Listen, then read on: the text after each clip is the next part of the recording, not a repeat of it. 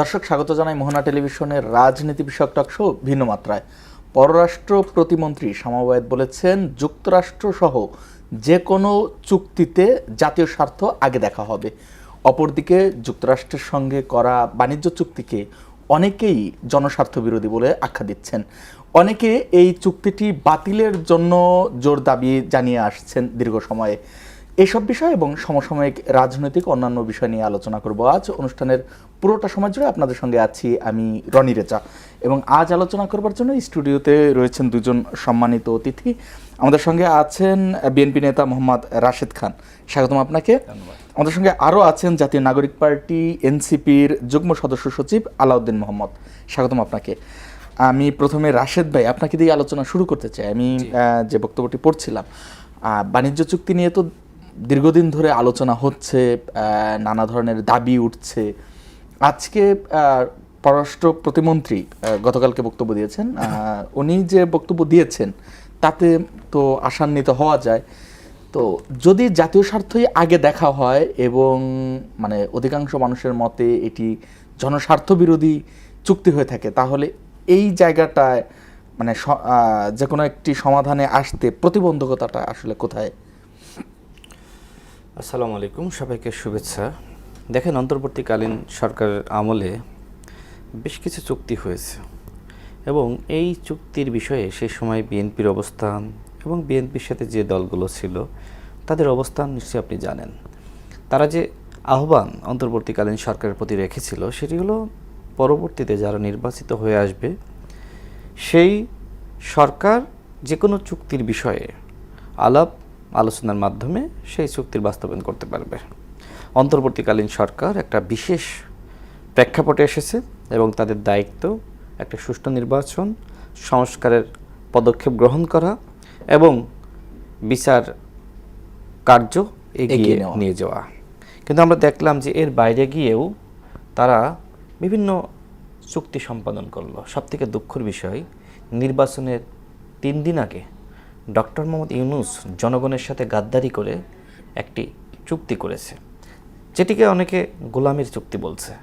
এখন বিএনপির করণীয় কি? বিএনপি তার বক্তব্য স্পষ্ট করেছে যে আমরা এই চুক্তির পর্যালোচনা করব, যেখানে পরিবর্তন করা দরকার সেই পরিবর্তন বিএনপি করবে। কিন্তু আমার প্রশ্ন হলো, দেখেন, গণঅভ্যুত্থানের পরে যে সরকার ক্ষমতায় রয়েছে গণঅভ্যুত্থানের সরকার, যারা অপোজিশনে রয়েছে তারা গণঅভ্যুত্থানের অপোজিশন, তাদের ভূমিকা কি? আমাদের নাহিদ ইসলাম বললেন যে আমরা আসলে সময় পাইনি কথা বলার। তিনি প্রায় 35 মিনিট সংসদে কথা বলেছেন, কিন্তু তিনি সময় পাননি। এমনকি মাননীয় প্রধানমন্ত্রীর কাছ থেকে তিনি অতিরিক্ত আরও 5 মিনিট তিনি সময় প্রার্থনা করে চেয়ে নিয়েছেন। উদার প্রধানমন্ত্রী তাকে সময় দিয়েছেন, নিজে সময় কম নিয়ে তাকে দিয়েছেন। তার মানে এই যে সময় পাননি, এটা আসলে ভাওতাবাজি। আমার কথা হলো যে আমরা আগে আমাদের অপোজিশনে যারা আছে তাদের অবস্থান জানতে চাই। বিএনপির পক্ষ থেকে ইতিমধ্যে বলা হয়েছে যে আমরা এই চুক্তির পর্যালোচনা আমরা করব, কিন্তু আমাদের অপোজিশন কি চাই? অপোজিশন কেন এইটা নিয়ে কথা বলছে না? মানে আপনি বিএনপির ঘাড়ে বন্দুক রেখে সব করাইতে চান আর নিজে চুপ থাকবেন, সেইটা তো হইতে পারে না। আগামীতে অধিবেশন হবে, সেখানে আমাদের যারা অপোজিশনে আছে তারা সেখানে প্রস্তাব উত্থাপন করুক। দেখেন, আমাদের যিনি প্রধান বিরোধী দলীয় নেতা, তার বক্তব্য আমি শুনলাম, তিনি বলছেন যে এই যে চুক্তি হয়েছে জামাতের সাথে নাকি আলোচনা করা হয়নি। আমি এই একটু শেষ করে দিই। অন্তর্বর্তীকালীন সরকারের পক্ষ থেকে বলা হয়েছিল এই চুক্তির ব্যাপারে 3টা দলের সাথে আলোচনা করা হয়েছে। আমি একটি ভিডিও দেখলাম, সেখানে জামাতের যিনি আরেকজন নেতা রয়েছেন তাহের ভাই, তিনি বলছেন যে এই বিষয়ে জামাতের সাথে আলোচনা হয়েছে। এখন জামাতের আমির বলছে আলোচনা হয়নি, আর তাহের ভাই বলছে আলোচনা হয়েছে, এবং আমরা বলেছি আমাদের মতামত আমরা দিব। তার মানে প্রস্তাব তো দেয়া হয়েছিল। অন্তর্বর্তীকালীন সরকার যে কথা বলেছে, এনসিপির সাথে আলোচনা হয়েছে। তা আমার কথা হলো যে এনসিপির সাথে আলোচনা হয়েছে, এনসিপি ওই সময় কি আলোচনা হয়েছিল খোলাসা করুক। এখনো পর্যন্ত এনসিপি বলে নাই যে আমার সাথে আলোচনা হয়নি, আর অন্তর্বর্তীকালীন সরকার তো এনসিপিরই সরকার ছিল। সুতরাং এখানে তো আলোচনা সমালোচনার কিছু নাই, এখানে তো এনসিপি তো এটা করেছে। এই যে আমেরিকার সাথে যে আপনার চুক্তিটা হলো, এই চুক্তির মূলেই কিন্তু এনসিপি। আচ্ছা, আমরা এনসিপির নেতা আছে তাকে শুনবো, তার আগে আমি আপনাকে আরো কিছু সংযুক্ত প্রশ্ন করতে চাই। আপনি প্রথমে এই চুক্তিটিকে গাদ্দারি বলে, অন্তর্বর্তী সরকারের গাদ্দারি বলে, আমি বলেছি এটা জনগণ বলছে যে এটা অন্তর্বর্তীকালীন সরকারের গাদ্দারি। আচ্ছা, কিন্তু অন্তর্বর্তীকালীন সরকার পরবর্তীতে আপনি বললেন, এবং অন্তর্বর্তীকালীন সরকারও দাবি করেছে যে তারা প্রধান রাজনৈতিক দলগুলো বিশেষ করে আওয়ামী লীগ এবং জামাতের সঙ্গে তারা আলোচনা করে নিয়েছে। যদি আলোচনা করে নিয়ে থাকে তাহলে গাদ্দারি হয় কিনা এটি একটি প্রশ্ন। আর হচ্ছে জামাত, আপনি বলছেন তাহের সাহেবের কথা, তিনি স্বীকার করেছেন, আমার চোখে এটা পড়েনি। আমি দেখেছি যে তাদের সাথে এই বিষয়ে আলোচনার প্রস্তাব দেওয়া হয়েছে এবং তারা বলেছে আমরা জামাতের আমির 2 টাইমস তিনি প্রত্যাখ্যান করেছেন, তিনি বলেছেন জামাতের সঙ্গে কোনো আলোচনা করা হয়নি। কিন্তু বিএনপি এখন পর্যন্ত স্পষ্ট করেনি যে তাদের সঙ্গে আলোচনা করেছে কি করেনি। এটিকে আপনি জানেন কিনা, আলোচনা হয়েছিল কি বিএনপির সঙ্গে? না, দেখেন, আমি তো সেই সময় গণ অধিকার পরিষদের সাধারণ সম্পাদক ছিলাম, তো এই বিষয়ে আমি তো আসলে মন্তব্য করতে পারি না। আপনি জানেন কিনা আমি সেটা বলতে চাই, সেটি হলো যেহেতু সে সময় ঐক্যমত কমিশন ছিল, না এই সময় তো আসলে 3 দিন আগে তো আলোচনার সুযোগ ছিল না। এই জন্যই বলছি যেহেতু আলোচনা মানে করে নাই, যদিও অন্তর্বর্তীকালীন সরকার দাবি করছে আমরা আলোচনা করেছি, কিন্তু যেহেতু এটা এনসিপির সরকার ছিল, আমার প্রশ্ন হলো আলাউদ্দিন ভাই উত্তর দিক যে এনসিপির সাথে আসলে আলোচনা হয়েছিল কিনা। এনসিপির পক্ষ থেকে এখনো পর্যন্ত স্পষ্ট করা হয়নি, সেটা আমরা শুনবো। সরকারের পক্ষ থেকে, বিএনপি সরকারের পক্ষ থেকে স্পষ্ট করা হয়েছে যে আমরা এটার পর্যালোচনা করব, কিন্তু কথা হলো রাষ্ট্র পুনর্গঠনে শুধুমাত্র সরকারি দলের ভূমিকা সেটা দিয়ে হবে না, আমাদের অপোজিশনে যারা আছে তাদেরকে ভূমিকা রাখতে হবে। আমি চাই এই বিষয়ে অপোজিশন তাদের অবস্থান ক্লিয়ার করুক এবং সংসদে এই বিষয়ে কথা বলুক, তারপরে তারা আলোচনার প্রস্তাব দিক। যেমনি ভাবে জ্বালানি সংকট নিয়ে তারা কথা বললো না, একটা সমাধান তো হয়েছে। যখন আমরা সবাই মিলে একটা কাজ করব অবশ্যই সমাধান সম্ভব। আমি বিশ্বাস করি যদি এই চুক্তি নিয়ে সরকারি দল বিরোধী দল একসাথে কাজ করে এটা আসলে সমাধান সম্ভব। যেখানে মনে হয় যে দেশ বিরোধী কিছু আছে সেটা আসলে সমাধান করা যাবে। চমৎকার বলেছেন। তবে আমি একটু আপনার বক্তব্যের প্রসঙ্গক্রমে বলে রাখি, আপনি যে বলেছেন এই চুক্তিটি এনসিপিরই চুক্তি, কিন্তু আমরা দেখতে পেয়েছি এই চুক্তির প্রধান কুশীলব্য যিনি, তিনি এখন বিএনপি সরকারের অন্তর্বর্তীকালীন সরকারের দুইজন উপদেষ্টা তখন এনসিপি আছে, একজন উপদেষ্টা বিএনপিতে গিয়েছিলেন, কিন্তু এই চুক্তির কথা বলছি। এই চুক্তির প্রধান কুশীলব ডক্টর মোহাম্মদ ইউনূস, এবং ডক্টর মোহাম্মদ ইউনূসকে নিয়োগ দিয়েছে এনসিপির আহ্বায়ক নাহিদ ইসলাম। সুতরাং এইখানে তিনি শুধুমাত্র একজন বলা যায় যে বার্তাবাহক ছিলেন, কিন্তু সমস্ত কাজ ডক্টর মোহাম্মদ ইউনূস করেছে। আচ্ছা, জি, আমরা তাহলে একটু আপনি জানেন যে ডক্টর আসিফ স্যার কিন্তু স্পষ্ট করেছেন যে তিনি এতটাই প্রভাবশালী উপদেষ্টা ছিলেন যেটি আমরা জানতাম, তিনিও নাকি জানতেন না। তার মানে কি এইটার একমাত্র কুশীলব আমার মনে হয় ডক্টর মোহাম্মদ ইউনূস। আচ্ছা, জি, আমরা একটু আলাউদ্দিন মোহাম্মদ আপনাকে শুনতে চাই। রাশেদ খানের বক্তব্য আপনি শুনেছেন, আলাদা করে প্রশ্ন করবার কিছু নেই। তারপরে আমি আরেকটু করছি, বিশেষ করে আপনাদের আহ্বায়ক নাহিদ ইসলাম তিনি অনেক কথা বলেছেন, তারপরেও সময় পাননি বলে যে ভাওতাবাজি করেছেন, রাশেদ খানের বক্তব্য অনুযায়ী এই বিষয়ে কি বলবেন, যে জনগুরুত্বপূর্ণ বিষয়টিতে কথা না বলে তিনি এরকমটি কেন করলেন? আপনাকে ধন্যবাদ। সহ আলোচক রাশেদ খান যেটা বলছেন, এখানে একটা বিষয় আমি খুব থ্যাঙ্কফুল রাশেদ খানের প্রতি, যে উনি যেটা বলছেন যে নাহিদ ইসলাম এই অধ্যাপক ইউনূসের নিয়োগদাতা। তো এই যে একটা ঐতিহাসিক ফ্যাক্ট, এটাকে আবারও অন এয়ারে বারবার বলে তিনি মূলত ইতিহাসের প্রতি সুবিচারই করছেন। এবং আমরা যখন সামনের দিনগুলিতে যাব, যখন আবার গণ অভ্যুত্থানকে পর্যালোচনা করব আরেকটু নির্মোহভাবে, তখন ইতিহাস সাক্ষ্য দেবে যে ঐতিহাসিক এই যে ঘটনা, বাংলাদেশের আমাদের সময়কার সবচেয়ে বড় গণ অভ্যুত্থান, সবচেয়ে বড় রাজনৈতিক ঘটনা, এই ঘটনার পিছনে কয়েকজন তরুণ তারা এমনভাবে ওতপ্রোতভাবে যুক্ত হয়ে পড়েছিলেন যে তারা ছাড়া তখন এই জাতির হাল ধরার মতো কেউ ছিল না। কেউ তাদেরকে, অথবা যদি বলতেন যে নাহিদ ইসলাম তারেক রহমানের সাথে, ডাক্তার শফিকুর রহমানের সাথে পরামর্শ ক্রমে করেছেন, তাহলে আমরা বুঝতাম যে ওই সময়ে এই গণ অভ্যুত্থানের এজেন্সি কেবলমাত্র নাহিদ ইসলামের হাতে ছিলেন না, তার সাথে আরও অন্য রাজনৈতিক দল নেতারা ছিলেন। কিন্তু আমরা তো বলি যে নাহিদ ইসলাম কখনোই একক ব্যক্তি হিসেবে গণ অভ্যুত্থানের নেতৃত্ব দেননি, গণ অভ্যুত্থানের যে পরবর্তী সরকার, সেই সরকারও তিনি এককভাবে গঠন করেননি। তিনি অন্যান্য রাজনৈতিক দল এবং সবার, ইভেন তখনকার যে বড় স্টেক হোল্ডার সেনাপ্রধান, সেনাবাহিনী, তাদের সবার সাথে সমন্বয় করেই কিন্তু সরকারটি গঠিত হয়েছিল। যুক্তরাষ্ট্রের সাথে বাংলাদেশের যেই রেসিপ্রোকাল ট্রেড এগ্রিমেন্ট হয়েছে, তো এই যে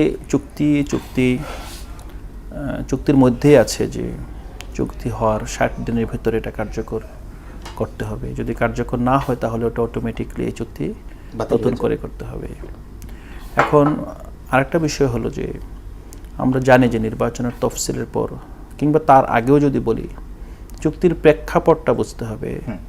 যখন বাংলাদেশের উপর 37% শুল্ক আরোপ করা হলো, তখন বাংলাদেশের বিশেষ করে যারা যুক্তরাষ্ট্র বাংলাদেশের যুক্তরাষ্ট্রে বাংলাদেশের দ্বিতীয় বৃহত্তম রপ্তানিকারক পোশাক শিল্পে, তো সেই বাজারটা যখন হাতছাড়া হয়ে যাওয়ার মতো অবস্থা হয়েছে, যখন আপনার ভিয়েতনাম, ইন্ডিয়া, কম্বোডিয়া, আপনার যারা আমাদের প্রতিদ্বন্দ্বী দেশগুলো এক্সপোর্টের ক্ষেত্রে, তখন কিন্তু আপনার এখানকার যে পোশাক রপ্তানিকারকরা আছেন, তখন কিন্তু ট্রাম্প প্রশাসন মানে সবার উপরে, প্রত্যেকটা রাষ্ট্রের উপরেই এই করার এবং প্রত্যেকটা রাষ্ট্রই এই ঘোষণার পর 1 সপ্তাহ পরেই সবাই ওয়াশিংটনে গিয়ে ধর্ণা দিয়েছে, রাইট?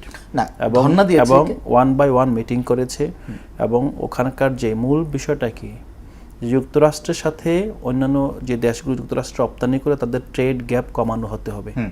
যদি ট্রেড গ্যাপ কমাতে হয় তাহলে কি করতে হবে? ট্রেড গ্যাপ হলো যে আপনি এক্সপোর্ট করছেন $10 বিলিয়ন, ইম্পোর্ট করছেন $1 বিলিয়ন, তার মানে এখানে $9 বিলিয়ন আপনার ঋণাত্মক ট্রেড গ্যাপ। যুক্তরাষ্ট্র মনে করছে যে আমি তোমার কাছ থেকে $10 বিলিয়ন পণ্য কিনছি, তুমি কিনছো $1 বিলিয়ন, আমাকে তো $9 বিলিয়ন বাজার তুমি আমাকে দিচ্ছ না। হ্যাঁ, তুমি এটা চায়নার কাছ থেকে কিনতেছো, তুমি ইন্ডিয়ার কাছ থেকে কিনতেছো। তুমি যদি আমার $10 বিলিয়ন ট্রেড অক্ষুণ্ণ রাখতে চাও, আমার এখানে এক্সপোর্ট এবং যে প্রেফারেন্সিয়াল সুবিধা আমরা পাই, কোটা অ্যাক্সেস পাই আমরা এলডিসি হিসাবে, তো এটার যদি অক্ষত রাখতে চাও তাহলে তুমি আমার এখান থেকে ক্রয় করতে হবে। এবং স্বাভাবিকভাবেই যখন আমি ট্রেড গ্যাপ কমানোর উদ্দেশ্যে ক্রয় করি, তখন আমি বাজার মূল্য থেকে হয়তো বা আমি 5-10% বেশিতেও ক্রয় করতে হতে পারে। তখনকার যেই উপদেষ্টা বশির আহমেদ, যার কথা এখন আর কেউ বলছেন না, তখন বাংলাদেশের সব ধরনের আমদানিকারক যারা ভোজ্য পণ্য আমদানি করেন, বড় বড় গ্রুপগুলো, তাদেরকে সাথে নিয়ে একটা বড় বহন নিয়ে যুক্তরাষ্ট্র ভ্রমণ করলেন। এবং আসার পর রীতিমতো বাংলাদেশের media, civil society, think tank, তারপর ট্রেড বডিগুলো সবাই সংবর্ধনা দিল যে তারা একটা সাকসেসফুল সফর শেষ করে আসলেন। এবং তখন এক ধাপে ট্রেডটা এটা আপনার 20% কমানো একটা প্রতিশ্রুতি নিয়ে আসছে, 20% নামানোর, 20% নামিয়েছিল হচ্ছে তারপর চুক্তি করার পর আরো 1% কমেছে। যুক্তরাষ্ট্রের সুপ্রিম কোর্ট এটিকে বাতিল, এটা তো পরে সুপ্রিম কোর্টের বাতিলের ঘোষণা আসছে চুক্তি করার কয়েকদিন আগে। হ্যাঁ, চুক্তি করার আগেই সেটাই। এটা কিন্তু এই চুক্তিটা না, একটা টেকনিক্যাল জিনিসটা আমরা বুঝি, সেটা হলো যে মে মাসে যখন সফর হয় তখনই কিন্তু আমাদের মেঘনা গ্রুপ, আমাদের আরো অন্যান্য যারা গিয়েছিলেন, তারা কিন্তু ওখানে গিয়ে, যেটা আমি তখন, আপনি যদি বশির আহমেদের সাক্ষাৎকারগুলো পড়েন, তখন প্রাউডলি বলছিলেন যে আমরা তো ইম্পোর্টারদের সাথে নিয়েই সেখানে গিয়েছি। তারা সেখানে গিয়ে আবার আমেরিকা তার সাইড থেকে তার ভুট্টা রপ্তানিকারক, তার সেখানে তেল রপ্তানিকারক, তার যারা রপ্তানি তাদেরকে নিয়ে আসছে, দুই মন্ত্রী বসে আছে, তাদের ব্যবসাদেরকে বসিয়ে দিয়েছে। তখন চুক্তিটা কে করেছে? চুক্তি তো তখন হয়নি, চুক্তি হয়েছে তার অনেক পরে। লিসেন, চুক্তি এটা না যে ভুট্টা কেনা হবে, এই চুক্তিটা করেছে মেঘনা গ্রুপ, রাইট? এটা সিটি গ্রুপ। চুক্তিটা করেছে কারা? চুক্তিটা করেছে প্রথমত যে আমি এটা কিনবো, তাদেরকে নিয়ে গিয়েছে, সরকার নিয়ে গিয়েছে। কেন নিয়ে গিয়েছে? জাতীয় স্বার্থে।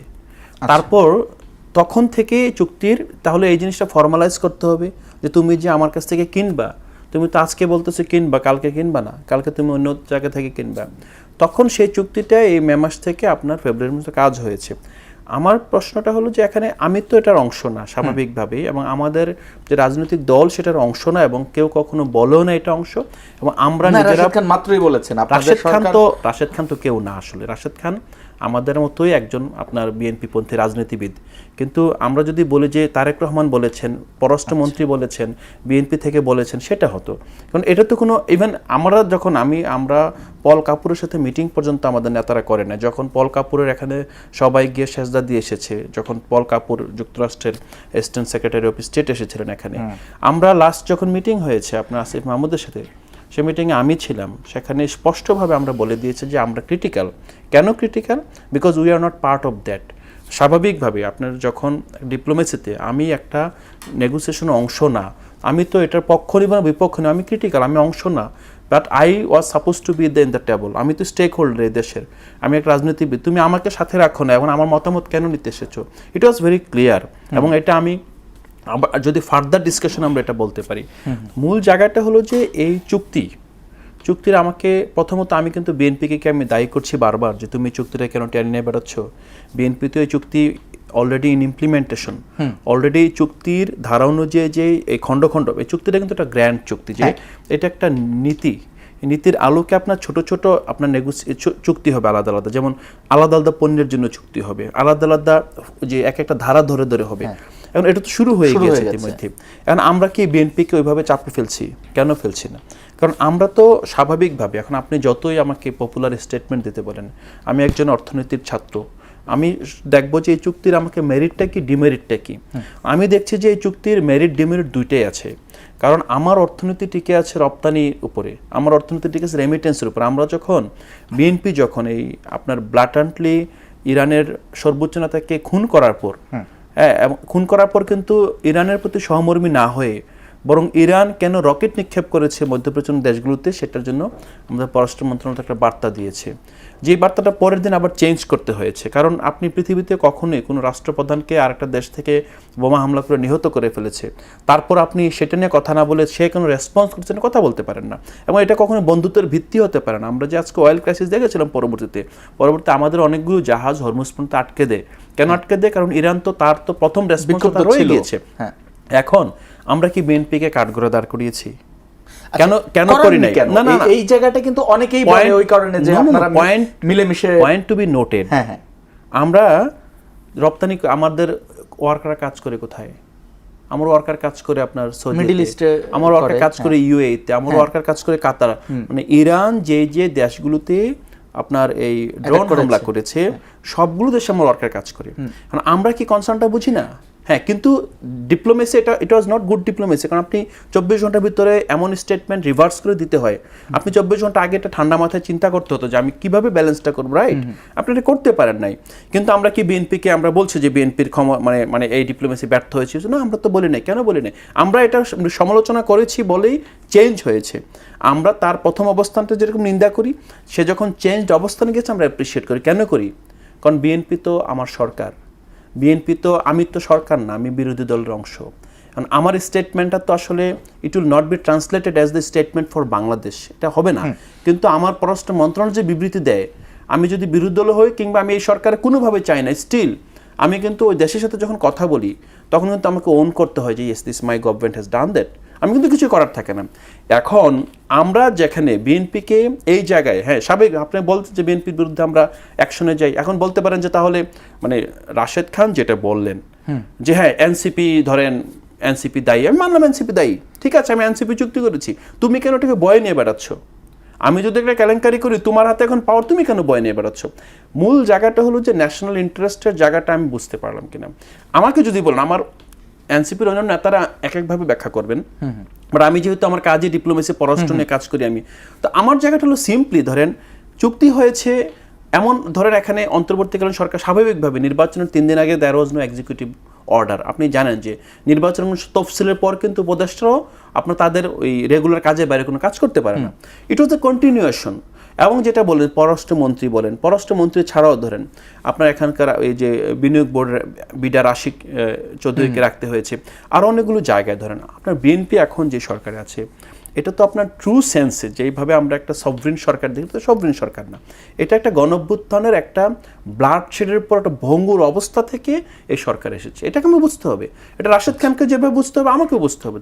এই জায়গায় এখন আপনি যদি বলেন যে হ্যাঁ বার্তাটা কি, বার্তাটা হলো যে হ্যাঁ এই চুক্তির কোন কোন জায়গায় প্রবলেম আছে, আমি নিজে পত্রিকায় লিখেছি, কয়েকটা পত্রিকা লিখেছি, এবং আমরা নিজেরা ইন্টারনাল আলাপ আলোচনা এবং আমাদের বিভিন্ন প্রোগ্রামের সেশন এটা আলাপ করেছি। দ্বিপাক্ষিক আলোচনা তো হয়ই, ধরেন একটা জিনিস সংসদে উঠে নেয় মানেই যে জিনিসটা আমরা কথা বলছি না তা তো না, আমরা তো প্রতিনিয়ত ট্রেনে ক্রিটিক্যাল। মূল জায়গাটা হলো যে এই চুক্তির ভালো দিক কি সেটা আমাকে খুঁজে বের করতে হবে।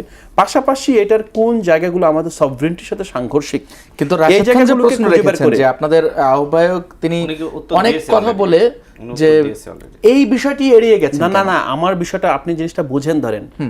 আমি যদি মনে করি যে আহ্বায়ক আমাকে যদি আজকেই বলেন যে এই চুক্তির সাথে আমার সভরেন্টি কম্প্রোমাইজ করার এখানে অনেকগুলো অপশন আছে, এখন আমি কি তারেক রহমানকে এটার জন্য বলবো যে তুমি এইটাকে এই মুহূর্তে, সরি আমি I should প্রশ্ন not use তুলতে it. তো পারতো। না না, অবশ্যই প্রশ্ন তুলছি, কিন্তু আপনি প্রশ্নটা ধরেন সংসদে বলা হয় না, সংসদে পরবর্তী সেশনে তো বলা হবে, বাজেট আচ্ছা, বলা হবে। পরবর্তী সেশনের কিন্তু মূল অপেক্ষা করব। জায়গাটা হলো যে জি। আমাদেরকে কিছু জায়গায় বিশেষ করে আন্তর্জাতিক রাজনীতির ক্ষেত্রে সরকারি দল বিরোধী দল সবাই মিলেই কাজ করতে হবে। আপনারা যদি মনে করেন এটা settlement, and I agree it has to be settlement. পৃথিবীতে কোনো দেশ, আপনি ভারতে যান, নরেন্দ্র মোদী অনেক আপনার দেশ বিরোধী কার্যক্রম করে থাকে। আপনার কাশ্মীর ইস্যুতে বলেন, মিজোরাম ইস্যুতে বলেন, সিকিম ইস্যুতে বলেন, করে থাকে। কিন্তু কংগ্রেস কি কখনোই বলছে যে এটা আমি অংশ নয় এটার?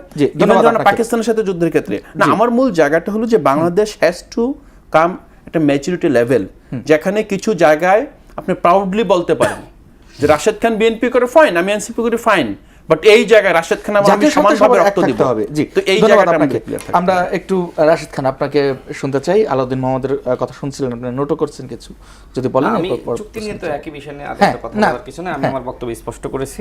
এটি নিয়ে পরবর্তী অধিবেশনে আলোচনা হতে পারে। আলোচনা হোক, হ্যাঁ। এবং দেখেন, একটা দেশের জন্য যেমনিভাবে সরকারি দল গুরুত্বপূর্ণ, যারা অপোজিশনে থাকে তারাও গুরুত্বপূর্ণ।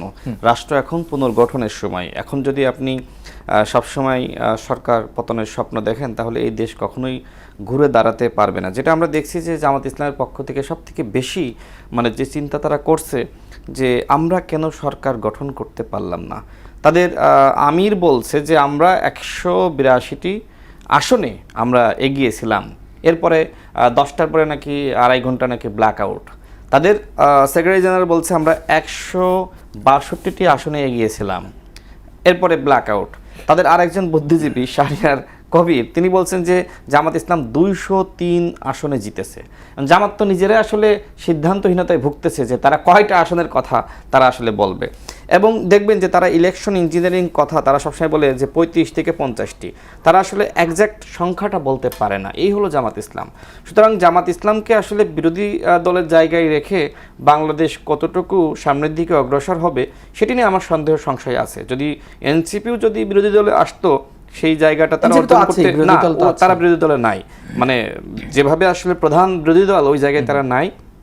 তো তারাও যদি থাকতো আমার মনে হয় তাও দেশ ভালোভাবে চলতো। যেহেতু জামাত ইসলাম 71-এর দায় আছে, তো 71-এর দায় থাকার কারণেই মূলত তারা সবসময় ষড়যন্ত্রে লিপ্ত। দেখবেন আপনি যে তারা 71-এর পর থেকে মানে আজ পর্যন্ত আমার কাছে মনে হয় তারা সবসময় ষড়যন্ত্রের চিন্তা করে। এই দেশ সামনের দিকে অগ্রসর হোক, এই দেশের অর্থনৈতিক প্রবৃদ্ধি, এই দেশের মানুষ ভালো থাকুক, এটা জামাত ইসলাম চায় কি না সেটি নিয়ে আমার সংশয় আছে। আপনি নিশ্চয়ই জানেন যে সেই 86 নির্বাচনে জামাত ইসলাম কেন গেল? কারণ এই দেশে যাতে আর কখনোই গণতান্ত্রিক ধারা যাত্রা শুরু না করতে পারে। 96-তে দেখেন আওয়ামী লীগের মতন দলের সাথে তারা হাত মিলিয়ে তারা কিন্তু আন্দোলন শুরু করলো। তারা 1/11 সরকারের সময় আপনি দেখেছেন যে ওই সরকারের সাথে হাত মিলিয়ে আওয়ামী লীগ বিএনপি দুইটা দলেরই পতন চেয়েছে। তো আওয়ামী লীগে 96-তে যে জামাত যে আওয়ামী লীগের সঙ্গে মিলে যে আন্দোলন করেছিল, সেই আন্দোলনটা কি যৌক্তিক ছিল না? যৌক্তিক অযৌক্তিক সেটা পরের প্রশ্ন, কিন্তু বিষয়টা হলো যে আপনি একের পর এক সরকার বিরোধী আন্দোলন করছেন এবং কোনো একটি সরকারকে আপনি স্টেবল হতে দিতে চান না। দেখেন বিএনপি সরকার যে সময় 91-তে ক্ষমতায় আসলো, 3 বছরের মধ্যে সেই সরকারকে ব্যর্থ করার জন্য সব থেকে বেশি ষড়যন্ত্র করেছে কিন্তু জামাত। ঠিক একইভাবে সেই গণ অভ্যুত্থানের পরে যখন নির্বাচন হলো, নির্বাচনের পরে বিএনপি সরকার ক্ষমতায় বসার আগের দিন থেকেই তারা কিন্তু আন্দোলন শুরু করলো। অর্থাৎ বিএনপি সরকার ক্ষমতায় গিয়ে তারা আসলে স্টেবল থাকুক এটা জামাত ইসলাম চায় না। যে প্রমাণ তাদের বক্তব্যের মধ্যে কিন্তু সেই প্রমাণটা রয়েছে। তাদের একজন নেতা যিনি দীর্ঘদিন আসলে আপনার জেলেও ছিলেন যুদ্ধ অপরাধের মামলায়, তিনি বললেন যে আমরা চাইলে 16 দিনের মধ্যে বিএনপির পতন ঘটিয়ে দিতে পারি। মানে 16 দিনের মধ্যে, মানে বিষয়টা বোঝেন। কিন্তু 16 বছর ধরে জামাত ইসলামের মগবাজারের কার্যালয়ে একটা তালা ঝুলছিল, সেই তালা খোলার জন্য কোনো বিপ্লবীকে আমরা আসলে পাইনি। জামাত ইসলাম আসলে এইরকমই একটা বিপ্লবী দল। আজকে আমি আর একটা জিনিস অ্যাড করি, দেখেন জামাত ইসলাম আসলে কাদেরকে এমপি বানিয়েছে। আমি কিন্তু আগেই বলেছি যে জামাতের তুলনায় যদি এনসিপি তারা প্রধান বিরোধী দল হতো তাহলে ভালো হতো, অন্তত দেশটা আরও ভালো চলতো, কিন্তু না আপনি যেহেতু এনসিপি কে সেফ জোনে রাখছেনই, না, safe থাকার zone মতো বলতে আমার কাছে মনে হয়েছে মানে ইসে জামাত নিয়ে আলোচনা করতে হলে আমার মনে হয় জামাতের কাউকে রেখে আলোচনাটা করলে ভালো হতো, কারণ আপনি এখানে অনেকগুলো বিষয় বলেছেন, যেমন 2001 এর পরে থেকেই জামাত যে ব্যর্থ করার জন্য বিএনপি সরকারকে ব্যর্থ করার চেষ্টা করছে, আমাদের একজন অথচ জামাতের দাবি কিন্তু যে জামাতের যে 3 জন মন্ত্রী ছিলেন তাদের বিরুদ্ধে কোনো অভিযোগ ছিল না, বিএনপির মন্ত্রীদের বিরুদ্ধে এই সমস্ত অভিযোগ ছিল।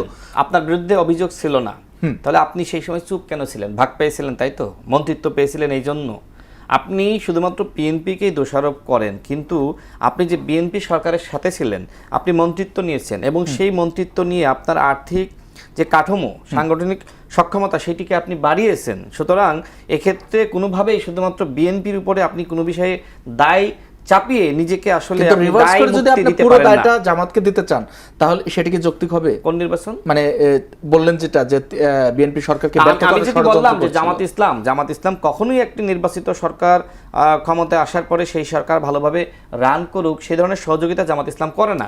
এই যে দেখেন আমাদের একজন শিশু রামিসা, তিনি ধর্ষণের শিকার হলেন, নির্মম মানে ঘটনা, মানে তার মানে এটা ঘটনা বর্ণনা করার মতো না। তো দেখেন এরপরে জামাত ইসলাম যে ধরনের রাজনীতি শুরু করলো, মনে হচ্ছে যে এই ঘটনার সাথে বিএনপি জড়িত। আমি অবাক হয়ে গেলাম যে 11 দলীয় জোটের একজন নেতা আমাদের ব্যারিস্টার ফুয়াদ ভাই, আমি তাকে খুব একজন ভালো রাজনীতিবিদ মনে করি, তো তিনি দেখলাম তার ফেসবুকে পোস্ট করেছেন যে যে ধর্ষক সোহেল রানা সে নাকি বিএনপির কর্মী। What is this? তারা কিন্তু সেটা প্রুভ করেছে। এরপরেও তিনি তার ভেরিফাইড পেজে তিনি মানে এই ছবি দিয়েছেন, মানে বলছেন যে আমি একটি ভিডিও দেখলাম। এছাড়া আমি আরো অনেকগুলো ঘটনা দেখলাম যে তিনি আসলে বিএনপিকে নিয়ে আসলে নানান ধরনের, এক ধরনের বলা যায় যে যেটা সত্য না এরকম নানান ধরনের বক্তব্য তিনি দিচ্ছেন। এখন ব্যারিস্টার ফুয়াদ ভাই যখন একজন ব্যারিস্টার হওয়ার পরে আসলে তিনি এই ধরনের তথ্য ছড়ান, তখন আসলে আর বলার কি আছে? আপনি নিশ্চয়ই দেখছেন, এই যে একটা ইয়েটা দেখেন, ব্যারিস্টার ফুয়াদ ভাই, না আমি দেখেছি ওনার পেজে দেখেছি, আর জুলাই কইরেন না, একটা ভুয়া ফটো কার্ড। আচ্ছা, এইটাকে ডিএফপির ডিজিকে তথ্য সচিব মাহবুবা ফারজানা এই কথা নাকি বলেছিল, তিনি সরিয়ে দিলেন, আপনিও দেখেন। তো ব্যারিস্টার ফুয়াদ ভাইরা যখন এই ধরনের ভুয়া ফটো কার্ড ছড়ান, পরবর্তীতে কিন্তু আমরা দেখেছিলাম যে তথ্য মন্ত্রণালয়ের পক্ষ থেকে এটা স্পষ্ট করা হয়েছিল। এছাড়া আপনি দেখেন এই যে তিনি আবার যখন নাসিরউদ্দিন পাটোয়ারি তার উপর ডিম নিক্ষেপ হলো, তিনি দেখেন আরেকটা ছবি দিয়েছে, ছবিটা দেখেন, এই যে আপনার এই কারা, তিনি ইঙ্গিত করেছেন যে ছাত্র দল যুব দল সেখানে পিস্তল নিয়ে গিয়েছে, কিন্তু আমরা দেখলাম যে এই পিস্তল নিয়ে এই ছবিটা একটু আলাউদ্দিন মাহমুদকে দেখে রাখবেন, আমি কেন বলছি, হ্যাঁ আমি একটু শেষ মাহমুদ আমিত এবং সার্জিস আলম শেষ করি। এই যে যখন আমাদের ফুয়াদ ভাইদের মতন মানুষ যে সময় এই যে শিবিরের কাছে কিন্তু পিস্তল, এবং এইটা কিন্তু আমরা ছড়াই, ওটা পিস্তল ছিল না সম্ভবত, পরে পিস্তল ছিল এবং এটা সার্জিস বলেছে, মিতু বলেছে, আমি সেটাই বললাম, তারা বলেছেন, কিন্তু পরবর্তীতে আবার কি ছিল সেটা আমি নিজেও জানি না, আপনিও জানেন না, কিন্তু তারা বলেছে যে এটা পিস্তল ছিল। তো আপনার সময় এটা মানে আপনি যখন দেখলেন যে এটা ছাত্র দলের মনে হচ্ছে তখন বললেন পিস্তল, আর যখন দেখলেন শিবিরের না এটা পিস্তল না, এটা আপনার একটু সংক্ষেপ করলে আমি আরেকটা প্রশ্নে যেতে চাই, কারণ সময় কম করেন। এই ঘটনায় আপনি যেটা বললেন, এই যে পিস্তল দেখানো বা লাঠি, ঝিনাইদহের এই ঘটনায় দুটি মামলা হয়েছে। আপনাকে আরেকটি প্রমাণ দিই, দেখেন একই কথা, ওই যে যেটি বললাম যে শিশু রামিসার হত্যাকারী বিএনপি রাজনীতি করে, আমরা এটা পোস্টারের মাধ্যমে অলরেডি প্রমাণিত। ব্যারিস্টার ফুয়াদ ভাই যে সময় এরকম মিথ্যাচার গুজব ছড়ান এবং অত্যন্ত সুকৌশলে, আমি এখনো পর্যন্ত দেখি না অনেকেই ছড়ায়, তিনি কেন ছড়াবেন, প্রশ্ন করব। আচ্ছা, আর এখন প্রশ্ন হলো, ঝিনাইদহের যে ঘটনাটি বললেন, নাসিরউদ্দিন পাটোয়ারির উপরে ডিম নিক্ষেপ এবং হকি স্টিক দিয়ে হামলা, উভয় পক্ষের মধ্যে পরে হাতাহাতি হয়, হামলা হয়। এখন দুটি মামলা হয়েছে, প্রথমে এনসিপির পক্ষ থেকে একটি মামলা করা হয়েছে, 24 ঘন্টার মধ্যে ছাত্রদলের পক্ষ থেকেও আরেকটি মামলা করা হয়েছে, কিন্তু প্রথম মামলার কোনো কিছু ব্যবস্থা এখনো হয়নি, কেউ আটক হয়নি, বরং প্রথম মামলার যিনি বাদী তাকে দ্বিতীয় মামলায় গ্রেফতার করা হয়েছে। দেখেন, আমি নাসিরউদ্দিন পাটোয়ারি যে বক্তব্য দিয়েছে, তিনি উল্লেখ করেছেন যে আইনমন্ত্রী আমি, মানে রাশেদ খান এবং জেলা প্রশাসক অ্যাডভোকেট এম এ মজিদ, আমরা তিনজন নাকি তার উপরে হামলা করিয়েছি। আচ্ছা, দেখেন, আমি ওই আসনে নির্বাচন করি নাই, আমি ঝিনাইদহ 4 আসনে নির্বাচন করেছি, আর আইনমন্ত্রী তিনি আপনার ঝিনাইদহ 1 আসনে শোলকোপা, সেখান থেকে প্রায় 22 কিলোমিটার দূরে। তার লাইভটা খেয়াল করবেন, তিনি উল্লেখ করছেন যে এটা আইনমন্ত্রীর আসন, আইনমন্ত্রীর এলাকা, আইনমন্ত্রীর মাফিয়ারা আমার উপরে হামলা করেছে। তিনি নিজেও কিন্তু জানেন না যে কার এলাকায়। আচ্ছা, দেখেন আইনমন্ত্রী অত্যন্ত শ্রদ্ধেয় একজন ব্যক্তিত্ব, এবং তিনি একজন একটু সংক্ষেপেই করি, সংক্ষেপ মানে এই যে এক জি, আমি শেষ পক্ষকে করে ধরা দিই। হলো, আরেক পক্ষকে ধরা হলো, আমি ওইখানে আসবো। তো তিনি এইভাবে আসলে মিথ্যাচার শুরু করলেন। এছাড়া আমরা দেখলাম আমাদের এনসিপির বন্ধুরা তারা ছড়ালো যে ছাত্র দলের হাতে আসলে পিস্তল ছিল, অস্ত্র ছিল, কিন্তু আমরা দেখলাম যে আসলে এই শিবিরের হাতে কিন্তু এই অস্ত্র ছিল। মানে আমার প্রশ্ন হলো, নাসিরউদ্দিন পাটোয়ারিকে ডিম কি আসলে ছাত্র দল মেরেছে নাকি শিবির মেরেছে? কারণ আমরা অতীতে দেখেছি এই নাসিরউদ্দিন পাটোয়ারির উপরে, শেষ করি এক মিনিটে, এই নাসিরউদ্দিন পাটোয়ারির উপরে জামাত এবং শিবিরের ব্যাপক ক্ষোভ ছিল। কারণ কি? কারণ জামাতকে নাসিরউদ্দিন পাটোয়ারি বলেছিল এটা ভারতের তৈরি দল, সংস্কার বিরোধী, আমরা প্রতারক, ভণ্ড, তাদের সাথে নিয়ে ইসলাম যেতে চাই। থাকতে পারে না। আলাউদ্দিন মোহাম্মদ, রাশেদ খানের একটি প্রশ্ন স্পষ্ট যে এই ঘটনায় ছাত্রদলই কি, আপনি তো আমাকে শেষ করে দিলেন না, 30 সেকেন্ডে বক্তব্য শেষ হয়ে যায়। সেটা হলো, শুনেন, শেষ করি, তারপর ভাইকে সময় দিন, আপনি অনেক সময় ভাইকে দিন। তো এখন যেটি বলতেছি, তাহলে আমার প্রশ্ন হলো যে এই যে ঘটনা ঘটলো, এই ঘটনা তো পরিকল্পিত হতে পারে। এই ঘটনা শিবির এবং জামাত, এই জন্য আমি যেটি মনে করেছি, আমি কিন্তু ওই সময় উল্লেখ করেছি, উসমান হাদিকে যেভাবে আসলে তার সাথে থাকা লোকজন হত্যা করেছে এবং এই ঘটনার দায় বিএনপির উপর চাপাতে চেয়েছিল, ঠিক একইভাবে জামাত শিবির নাসিরউদ্দিন পাটোয়ারিকে হত্যা করে বিএনপিকে ফাঁসাতে চেয়েছিল কিনা সেটি নিয়ে প্রশ্নটি আমি আর এই করছি না, শেষ সময় আপনি বলেন প্রশ্ন সরাসরি। এখানে একটা বিষয়, যেহেতু এটা গতকালের ঘটনা, পরশুর ঘটনা, তো আমরা আরও আলাপ আলোচনা দেখেছি যে বিএনপি কিন্তু এখনও এজ এ সরকার, অথবা এই সরকার কিন্তু এখনও প্রশাসন যন্ত্রের উপরে তার কমান্ড এস্টাবলিশ করতে পারে নাই। এটা একটা 2 মিনিটে শেষ করতে হবে। 2 মিনিটে শেষ করছি। এখন বিএনপি যেই প্রশাসন এখনও তার কমান্ডের মধ্যে আসছে কিনা তার সংশয় রয়ে গিয়েছে। বিএনপির শীর্ষ নেতৃবৃন্দ বলতেছেন, গতকাল একজন জেলা পরিষদের প্রশাসক আমার সাথে শোতে ছিলেন, উনি বলছেন যে আমি তো কাজ করতে পারছি না, 80% আওয়ামী লীগের দ্বারা নিয়োগকৃত, আমি তাদেরকে কিভাবে ডিল করবো বুঝতেছি না। এই ঘটনা কিন্তু থানাতেও ঘটতেছে। এখন বিএনপি কি জেনে বুঝে এই আগুনে পা দিচ্ছে, নাকি বিএনপি বুঝতেছে যে সিচুয়েশন আমার কন্ট্রোলে আছে? আমি যেটা রাশেদ খান বললেন যে হতে পারে জামাত হামলা করতে পারে এখানে নাসিরউদ্দিন পাটোয়ারির উপরে, কিন্তু আমার কাছে যেটা আরও স্পষ্ট মনে হচ্ছে যে আপনার ছাত্রলীগ কিংবা আওয়ামী লীগের যারা রাজনীতি করতেন, এখন হাইডআউটে আছেন, তারাও কি ছাত্র দলের বেশে হামলা করে একটা আপনার সংঘাত লাগিয়ে সুযোগ নিতে চাইতে পারে না? আচ্ছা, কারণ এখানে এই সরকারের এই পর্যন্ত সবচেয়ে বড় ভিজিবল উইকনেস হলো আইন শৃঙ্খলা যে অবনতি, এটাকে ঠেকাতে পারছে না। এটা কিন্তু বিএনপির একটা বড় কনসার্ন। তাহলে আমি প্রশ্নটি করি যে রাশেদ খান সংশয় করলেন যে শিবিরের লোকজনও হামলা করতে পারে, আপনার সংশয় আওয়ামী লীগের লোকও ছাত্রদলের সঙ্গে মিশে থাকতে পারে, তাহলে অ্যারেস্ট করা হচ্ছে না কেন? মানে শিবিরকে তো অ্যারেস্ট করতে অসুবিধা নেই, এবং বিএনপি হচ্ছে না এই কারণে, কারণ এখানে দেখেন আমার আওয়ামী লীগকে তো ছাড় দেওয়ার কিছু নেই, শিবিরকেও ছাত্র দলের ওরা কিন্তু সবাই জামিন নিয়েছে, যেই প্রশ্নটা আপনি করেছেন, জামিন নেওয়া না নেওয়ার ইস্যু না, এটা রাজনৈতিক মামলা, সবাই বুঝে। আপনার তারেক রাজাকে আজকে গ্রেপ্তার করা হলো, সে সংবাদ সম্মেলন করতে গিয়েছিল, সেখান থেকে তারেক রাজা কিন্তু প্রথম মামলার বাদী, মানে দ্বিতীয় মামলার যেটা আপনার গতকাল মানে প্রায় 24 ঘন্টা পরে মামলা হয়েছে, সেই মামলার ইয়েতে আপনি গ্রেপ্তার করলেন প্রথম মামলার বাদীকে। তার মানে আপনি কিন্তু একই কাজ আপনি প্রথম 24 ঘন্টার ভেতরেই কিন্তু করতে পারতেন। তো এখানে সুস্পষ্টভাবে আমি এখনো বিশ্বাস করতে চাই না যে বিএনপি ঠিক এইভাবেই পুলিশকে ব্যবহার করতে চায়। আচ্ছা, হ্যাঁ, কিন্তু পুলিশ ব্যবহার করার জন্য ব্যবহৃত হওয়ার জন্য কিছু ক্ষেত্রে উদ্গ্রীব, এবং বিএনপি যদি এই পুলিশের অফারটা গ্রহণ করে তাহলে পুলিশের যে অংশটা আওয়ামী লীগের দ্বারা নিয়োগকৃত তারা এখানে জিতে যাবে, আওয়ামী লীগ জিতে যাবে, এবং সামহাও এই সংঘাত আমার মনে হয় আপনার যখন সহিংসতা, যখন আইনশৃঙ্খলা পরিস্থিতি আরো অবনতির দিকে নিয়ে যাবে, তখন আওয়ামী লীগ বুঝাতে পারবে বিএনপির আমার মনে হয় সতর্ক হওয়া উচিত। ধন্যবাদ আলাউদ্দিন মোহাম্মদ, ধন্যবাদ রাশেদ খান। দর্শক, ধন্যবাদ জানাই আপনাদেরও এতক্ষণ সঙ্গে থাকবার জন্য। আজকের মতো বিদায় নিচ্ছি, আগামীকাল দেখা হবে একই সময় নতুন কোনো অতিথি নিয়ে আলোচনা হবে, নতুন কোনো বিষয়। সঙ্গে থাকুন।